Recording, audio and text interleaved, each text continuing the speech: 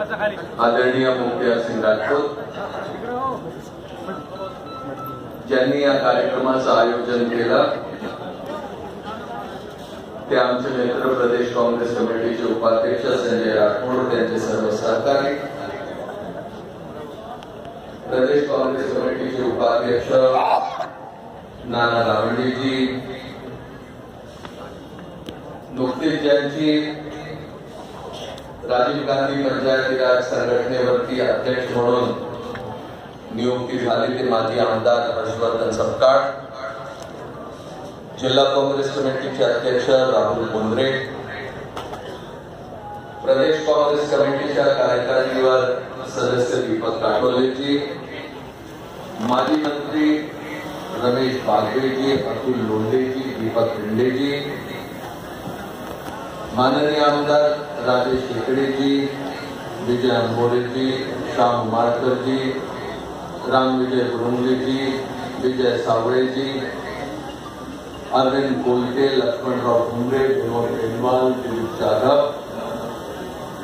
जयश्रीताई शेळके, रेखाताई खेडेकर, स्वातीताई वाकेकर, तेजेंद्र चव्हाण, प्रकाश दायडे, Santosh Ambedkar, doctor Sonare, Zeeshan Hussain, Sajid Khan, Dhananjay Deshmukh, उपस्थित सर्व बंधू भगिनी, ज्या सर्व कंपनीचे इथे प्रतिनिधी आले ते सर्व बंधू भगिनी, पत्रकार मित्रांनो आणि सर्व तरुण सहकारी, आता भाषण झाल्यानंतर माझे विचार थोडे मवाळ स्वरूपाचे वाटते.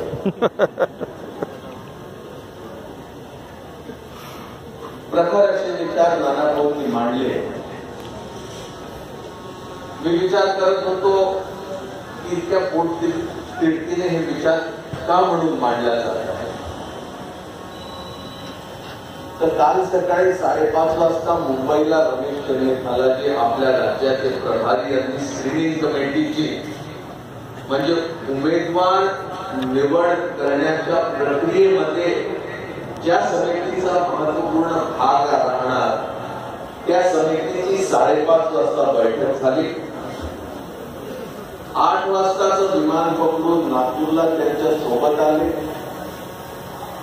विमानतळावरून बाय रोड यवतमाळला गेले. तिथे निलेश पारवेकर, माणिकराव ठाकरे, शिवाजीराव मोघे, विजय दर्डा अशा विविध काँग्रेसच्या नेत्यांकडे जाऊन त्या ठिकाणचे कार्यक्रम केले.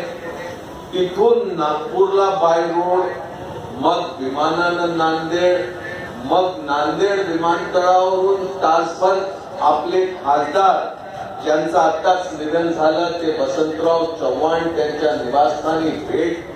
तिथून एअरपोर्टहून नागपूरहून रात्री प्रवास करत मग अमरावतीला आणि इथे. तर हा सर्व परिश्रम केल्यामुळे मला असं वाटतं की नाना भाऊंच्या विचारांवरती काही परिणाम झाला आणि म्हणून इतक्या प्रखरपणे त्यांनी आज सर्व विचार इथे आपल्या समोर मांडले. मी त्या खोलामध्ये जाणार नाही, पण इथे संजय राठोड यांनी या रोजगार महोत्सवाचं जे आयोजन केलं, मी या महोत्सवाला या दृष्टिकोनातून बघतो. यामध्ये आमचा कुठल्याही प्रकारचा राजकीय उद्देश नाही,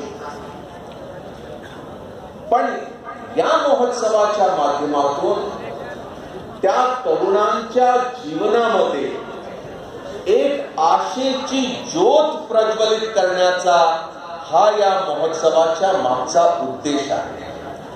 ज्यांच्या हाताला काम भेटेल, त्यांच्या घरामध्ये चूल पेटेल, संसार वाढेल आणि संसारामध्ये सुख नांदेल, अशा प्रकारचा उद्देश घेऊन या महोत्सवाचं इथे आयोजन करण्यात आलं असं मी समजतो. राजकारणामध्ये पदाच्या संघर्षात तर अनेक कार्यकर्ते काम करत राहतात. जो राजकारणामध्ये येतो त्याला सरपंच पदापासून तर उच्च पदापर्यंत आपण कसं पोहोचू शकतो या प्रयत्नाचा त्याचा आटापिटा नेहमी होत असतो. पण राजकारणाच्या माध्यमातून लोकांची जीवन आपण कशा प्रकारे त्यामध्ये काही आपण फरक करू शकतो असा प्रयत्न करणारे कार्यकर्ते फार कमी असतात. आणि ते कमी असलेल्या कार्यकर्त्यांमध्ये संजय राठोड सारखा कार्यकर्ता आज आपल्या भागामध्ये काम करत आहे हे बघून मला मोठा आनंद झाला.